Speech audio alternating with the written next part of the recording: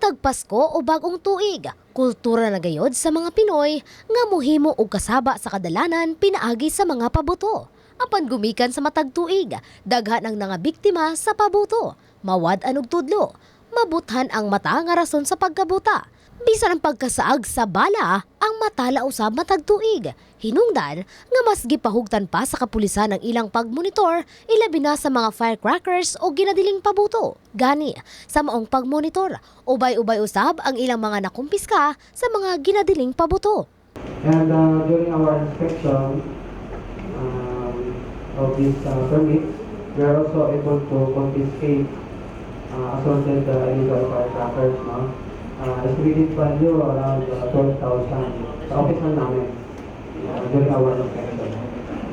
In monitoring the firecrackers and pyrotechnics related injuries, including the stray bullets.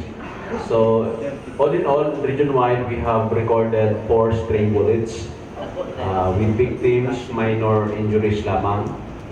Then, we have recorded also around 208 firecrackers related injuries. Matag tuig na kuno nilang ginabuhat ang pagkumpiska niini, ilabi na kadtong mga walay permit ug ang ilang mga nakumpiskang pabuto. Ang ilang ginasunod sa drum ug bason, apan ning tuiga, plano kuno nila kining pagasunugon. Mayroon pong guidance before during the conduct of firecrackers and pyrotechnics safety seminar na hindi na po natin ilulublob sa tubig, no?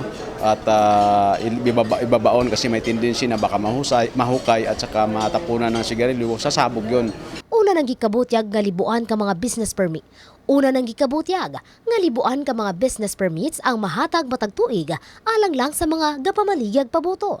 Apan nasuta nga bisan unsa kunong pahimangno ang ginahimo sa mga otoridad, bisan sa mga hingtungdang ahensya, nagpadayon gihapon ang pagsaka sa ihap sa mga mabutan. Maong nakit ang suhestyon karon sa kapulisan. Opo. Local po sir, kasi isa sa mga mandatory requirements yan. Alam nyo kasi yung PNP, ano rin to kumbaga iwas pusoy din ito. Kasi pag ang mayor kasi ang mag-designate kung saan yung place of business. Yan. Faith Dandoy, Brigada News.